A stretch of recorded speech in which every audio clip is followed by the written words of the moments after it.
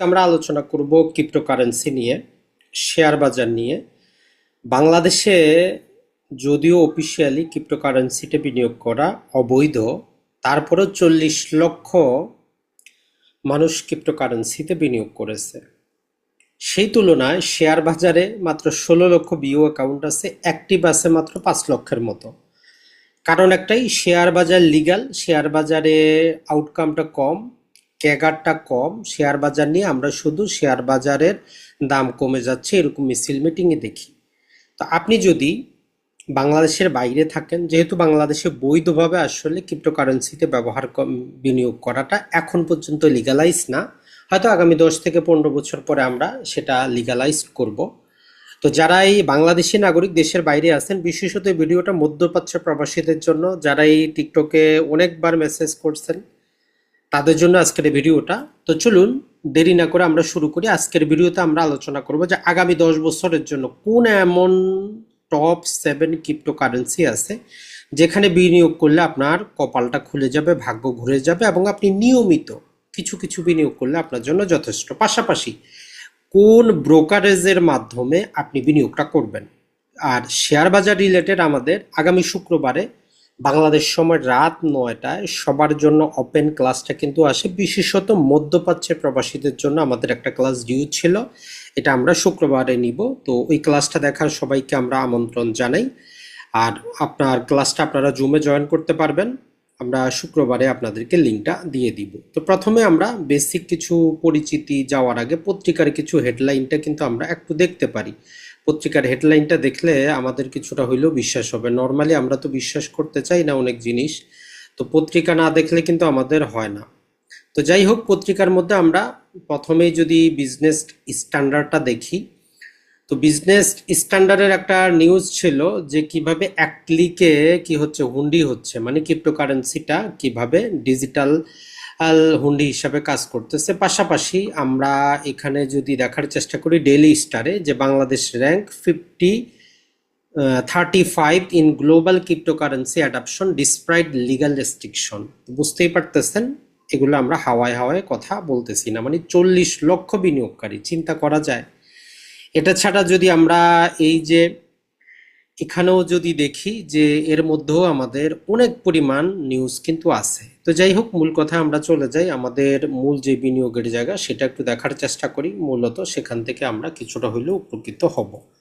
তো এখানে আমরা আপনাদেরকে 7টা এমন কয়েনের নাম বলে দিচ্ছি যেগুলোতে আপনি বিনিয়োগ করতে পারেন। এখন কয়েনগুলো কি করে দেখেন, একটা জিনিস বিনিয়োগ করার আগে আপনি অবশ্যই জানবেন আপনি যেই জিনিসটাতে বিনিয়োগটা করতেছেন এটা আসলে কি, বাস্তবে তার কোনো অস্তিত্ব আছে না, জাস্ট এটা একটা জুয়া খেলার মতো। তার মানে আপনার উচিত যে অবশ্যই আপনি এটা জানবেন। তো আজকের এই ভিডিওতে আমরা টোটাল এগুলো আপনাদেরকে বলে দিচ্ছি। এবং যারা মধ্যপ্রাচ্যে আসেন, আপনি যদি মাসে 500 দিরহাম করে যদি বিনিয়োগটা করেন এই 7টার মধ্যে আপনার জন্য যথেষ্ট। আপনার অন্য কিছু চিন্তা করতে হবে না। আপনি যদি আগামী 10 বছর মধ্যপ্রাচ্যে থাকেন, আপনি এই 10 বছর 500 দিরহাম করে বিনিয়োগ করতে যান, 10 বছর পরে চলে যাওয়ার সময় আর এই ক্রিপ্টোকারেন্সি বিনিয়োগটা আপনার টেনশন নাই, আপনি যে কোনো সময় ট্রান্সফার করতে পারবেন।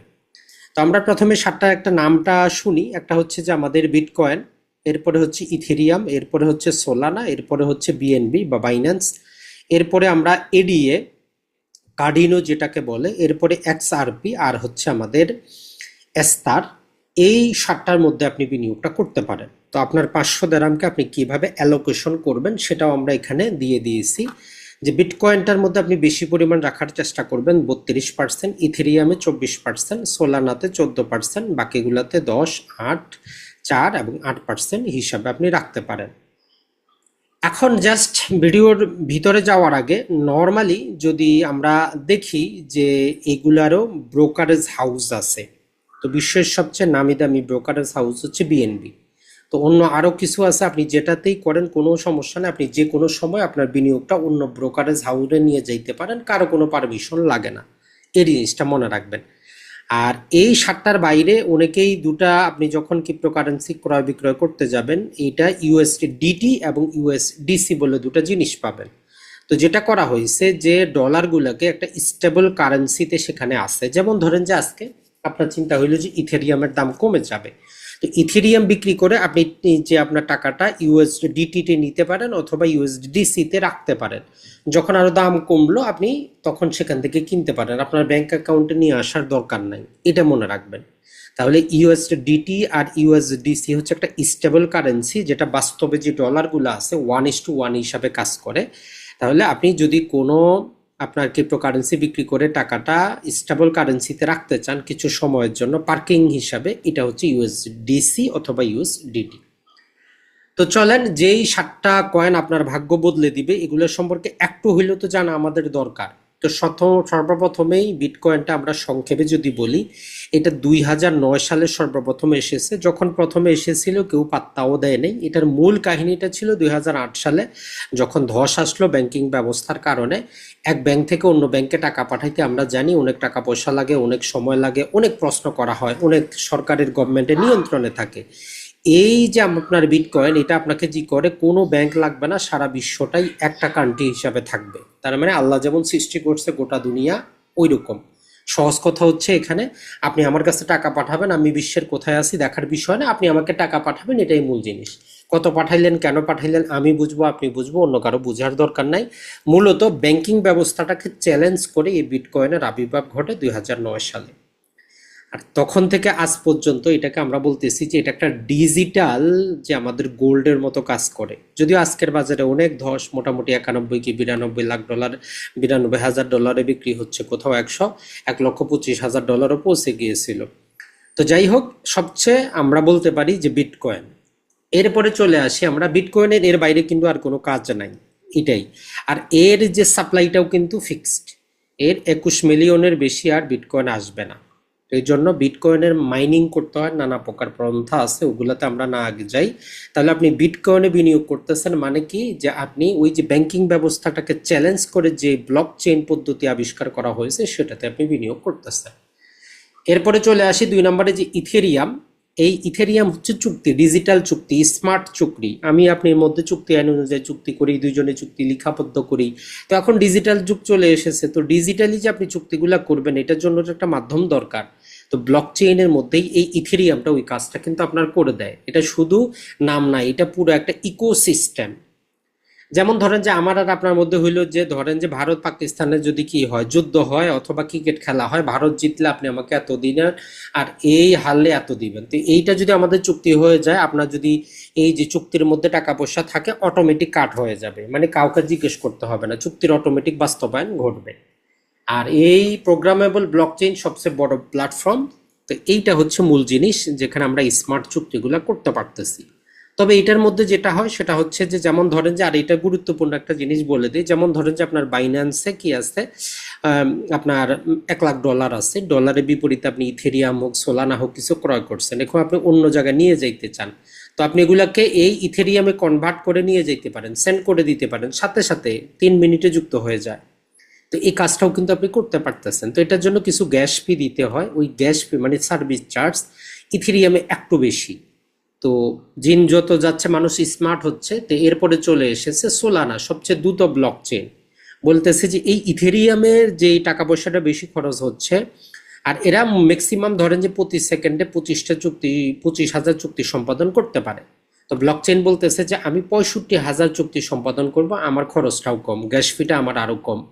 তাহলে প্রতি সেকেন্ডে লাখো লেনদেন করতে সক্ষম এই আমাদের সোলানা স্মার্ট চুক্তি। আর এর ফি অত্যন্ত কম। তো এখন যেমন আমরা উইন্ডোজ দেখতাম, উইন্ডোজ 7, 8, 9, 10, আপনি অবশ্যই কিছুটা হইলে বুঝেন।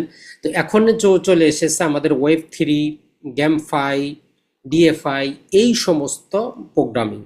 তাহলে আমরা যেমন উইন্ডোজ 7, উইন্ডো 8 কিছু নাম শুনেছি মাইক্রোসফটের, এখন আপনি যখনই ক্রিপ্টো জগতে থাকবেন এরকম আরো অসংখ্য নাম কিন্তু আপনি শুনবেন। আর গত কয়েক বছরের সবচেয়ে আলোচিত দ্রুতগতির এটা হচ্ছে সবচেয়ে ব্লক চেইন, এই হচ্ছে আমাদের সোলানা। এই 3টা হচ্ছে গুরুত্বপূর্ণ। আর এই যে আপনি ক্রিপ্টো জগতে যত কিছু লেনদেন হয়, ম্যাক্সিমাম 60% দখল করে আছে বাইন্যান্স কয়েন, বিএনবি। তার মানে এই বিএনবি হচ্ছে বিশ্বের সবচেয়ে 60% কয়েন তারা লেনদেন করে, সবচেয়ে বড়। তো এরা যেটা করলো, এদের নিজস্ব যেহেতু প্ল্যাটফর্ম আছে, এরাও কি করছে, একটা কয়েন নিয়ে এসেছে, অল্ড কয়েন, যেটাকে আমরা বলি যে এই বিএনবি, যে এদের চ্যানেলে লেনদেন করতে হলে বিএনবি ব্যবহার করতে হবে, তাহলে তার ফিটা কম, অন্যটাও ব্যবহার করতে পারবেন, ফিটা বেশি। তাহলে বাইন্যান্স এক্সচেঞ্জের মূল টোকেন, এটাই হচ্ছে মূলত ট্রেডিং ফি কমানো, স্টকিং, লঞ্চ পেড সবকিছুতে ব্যবহার করা যায়। তার মানে আপনি ওই যে ইথেরিয়ামের দাম কমে যাবে, বিটকয়েনের দাম কমে যাবে, আপনি বাইন্যান্সে নিয়ে রাখতে পারেন। এরপরে চলে আসি একটা, সেটা হচ্ছে যে আমাদের কার্ডিনো, এডিএ সংক্ষেপে বলে, গবেষণা ভিত্তিক একটা ব্লক চেইন, বিশ্ববিদ্যালয় গবেষণা ভিত্তিক একটা উন্নয়ন মডেল এখানে আলোচনা করা হয়েছে। পরিবেশ বান্ধব পিএফ স্টক সিস্টেম, ধীরে এগুলো প্রযুক্তি অত্যন্ত শক্তিশালী হবে। নর্মালি এটা জাপান থেকে আগত, তবে এইটা আপনার যেটা করে সেটা হচ্ছে দীর্ঘমেয়াদে আপনার একটু ভালো প্রফিট কিন্তু দেয়। এটা অতটা দাম বাড়ে না, কিন্তু দীর্ঘমেয়াদে আপনার অনেক প্রফিটটা কিন্তু দিবে। এরপরে যেটা আপনি বিনিয়োগ করবেন সেটা হচ্ছে এক্সআরপি। তো এইটা মূলত যে জিনিসটা সেটা হচ্ছে আন্তর্জাতিক পেমেন্ট সিস্টেম, মানে এটা ব্যাংকটাকে ওই যে বিটকয়েনের মতো ব্যাংকটাকে বাদ দেয় না। এরা বলে যে ব্যাংক তুমি আসো, তুমি থাকো, মাঝখানে আমি কানেক্টর হিসাবে কাজ করব। যেমন visa card, master card, American express কাজ করতেছে, তো সেম এরকম এক্সআরপি ওই কাজটা করে। যেমন বাংলাদেশের ব্যাংকের যদি ধরলাম 1 মিলিয়ন আমেরিকা পাঠাইতে হয়, এখন বাংলাদেশ ব্যাংকের যদি এই এক্সআরপি থাকে তারা সেকেন্ডে পাঠিয়ে দিতে পারবে। এখন নর্মাল ট্রানজ্যাকশনে কি করতে হয়? নর্মাল ট্রানজ্যাকশনে আমাদের আইবিএন নাম্বার প্রয়োজন হয়, 2 দিন 3 দিন সময় পড়ে। যেমন ইউটিউবে টাকাগুলো আসতে আপনি দেখেন কতদিন সময় লাগতেছে। আর যদি এক্সআরপি এখনো বাংলাদেশের ব্যাংক ব্যবহার করে, মাত্র 5 সেকেন্ডে চলে আসবে কাজগুলা। তাহলে বিশ্বব্যাপী ব্যাংকিং এবং রেমিটেন্স ব্যবস্থার জন্য এটা তৈরি করা হয়েছে। সেকেন্ডে আন্তর্জাতিক লেনদেন খুবই কম। এসইসি মামলার আলোচনা থাকলেও প্রযুক্তি অত্যন্ত শক্তিশালী। তার মানে এটার প্রতিটার বিরুদ্ধেই কিছু না কিছু মামলা কিন্তু থাকে, তো এইসব আপনার টেনশন নিয়ে কোনো কাজ নাই। তো এই হলো আমাদের 6টা কয়েন। আরেকটা যেটা আমাদের কয়েন আছে সেটা হচ্ছে যে 7 নাম্বার হচ্ছে যে এস্তার। তো এইটার মধ্যে যেটা হয় সেটা হচ্ছে যে এস্তার হলো আধুনিক ওয়েব 3 ব্লকচেইন। তো এইটা যেটা করা হয়েছে পাল্ক ডট নেটওয়ার্কের উপর তৈরি করা হয়েছে। মাল্টি চেইন স্মার্ট কন্ট্রাক্ট এটা করে, এটা লেয়ার 2 লেভেলকে সাপোর্ট করে। যেমন আমরা উইন্ডোজ 10, উইন্ডোজ 11 এরকম পাই, ওই জিনিসটাই এশিয়ায় ওয়েব 3 ইকোসিস্টেম জনপ্রিয়তা করেছে। তো এইগুলার মধ্যে আপনার বিনিয়োগটা আপনি করতে পারেন। তাহলে আপনি যেই 7টা ক্রিপ্টোকারেন্সিতে বিনিয়োগ করবেন, তা আপনি কিছুটা হলেও বুঝতে পারলেন যেগুলো আসলে বাস্তবে অস্তিত্ব আছে কিনা, বাস্তবে কাজ হচ্ছে কিনা, এইটা জাস্ট মনে রাখবেন। এখন আমরা আবারও বলবো যে আমরা এখানে হিসাব দিয়েছি মধ্যপ্রাচ্য প্রবাসীরা, বিশেষত যারা দুবাইতে আছেন, আপনি যদি মাসে 500 দিরহাম করে বিনিয়োগটা করেন, জাস্ট আমরা একটা এক্সেল শিট নিয়েছি এখানে। আপনি ধরেন যে আপনি জানুয়ারি থেকে, এই যে ডিসেম্বর বা জানুয়ারি থেকে 500 দিরহাম বিনিয়োগ করবেন, তাইলে আপনি 160 দিরহামের বিটকয়েন কিনবেন, 120 দিরহামের ইথিয়াম কিনবেন, আপনি 70 দিরহামের সোলানা করবেন কিনবেন, 50 দিরহামের বিএনবি কিনবেন, 40 দিরহামের এডিএ কিনবেন, 20 দিরহামের এক্সআরপি কিনবেন এবং 40 দিরহামের এস্তার কিনবেন। তো এগুলোর মধ্যে এই যে এক্সআরপি, এস্তার, এডিএ, এগুলাতে রিস্কও বেশি, লাভও বেশি। এগুলা আপনার 10x 14xও হইতে পারে, আবার মোটামুটি জিরো হয়ে যাইতে পারে, রিস্ক আছে। কিন্তু এই যে আপনার বিটকয়েন, ইথেরিয়াম, সোলানা, বিএনবি, এই 4টা আপনার যদি বলি যে গ্রোথশীল, এবং এখানে আপনার জিরো হবে না। তো ওভারঅল আপনি হিসাব করলে যদি 1 বছরে 500 করে আপনি হিসাব করেন, তাহলে 1920 দিরহাম, 1440 দিরহাম। তো আমি মোটামুটি যেটা করেছি একটা রাউন্ড ফিগার করে দিয়েছি, তাহলে আপনার ইজি হবে যে 1 বছরে আপনি 2000 দিরহাম আপনার বিনিয়োগ থাকলো কিসের মধ্যে? বিটকয়েনে, 1500 ইথেরিয়ামে, 1000 থাকলো সোলানাতে, 500 থাকলো বিএনবিতে, এরপরে এক্সআরপিতে 500 থাকলো। এটা ছাড়া যে এরপরে আছে এক্সআরপিতে আপনার 500, এডিএতে 500, এস্তারে 500, এই টোটাল 6500 টাকা আপনি বিনিয়োগ করে দেন মাসে। চিন্তা করেন, এটা আপনার পেনশন ব্যবস্থা, টেনশনের কোনো কারণ নাই, আপনার কারো কাছে যাওয়ারও দরকার নাই, কারো কিছু করারও দরকার নাই। তো আশা করি মধ্যপ্রাচ্য প্রবাসীরা এটা করবেন। এখন বলবেন যে ভাই আমি কিভাবে করব? তো আপনাদের জন্য আমরা বিশ্বস্ত 2টা নাম বলতেছি। যারা ইউএইতে থাকেন তারা ব্যবহার করবেন, ইউএইর বাইরে হইলে আপনি যেটা করবেন বাইন্যান্স ব্যবহার করবেন। বাইন্যান্স অ্যাপসটা আপনি ডাউনলোড করবেন, করে আপনি যেখানে আছেন সেখানের আপনি ইমারত আইডি দিয়ে অথবা বাংলাদেশি পাসপোর্ট দিয়েও আপনি কি করতে পারেন, অ্যাকাউন্টটা তৈরি করে নিতে পারেন। এরপরে আপনার অ্যাকাউন্টের সাথে আপনি যুক্ত করে দেবেন, যথেষ্ট। অথবা যদি আপনার কোনো অ্যাকাউন্টে যদি ইউএসডিটি থাকে অথবা অন্য কিছু থাকে, আপনি সেখান থেকে ট্রান্সফার করে করতে পারেন। আর ইউএর জন্য সবচেয়ে ইজি যেটা, সেটা হচ্ছে OKX। এটা সবচেয়ে ইজি। এটাতে আপনি সর্বনিম্ন 10 দিরহামও নিয়ে যে বিটকয়েন ক্রয় করতে পারেন, এটা দিরহামে আপনাকে দেখায়। আর এটা ইউই সরকার কর্তৃক লাইসেন্স প্রাপ্ত। আর ইউই সরকার একটা আইন নিয়ে এসেছে যে লাইসেন্সবিহীন কোনো কোম্পানি যদি এখানে কোনো প্রকার টাকা পয়সার লেনদেন করে, এদের প্রতি প্রায় মোটামুটি 4 মিলিয়ন কত জরিমানার আরোপ করার কিন্তু তারা আইন নিয়ে এসেছে।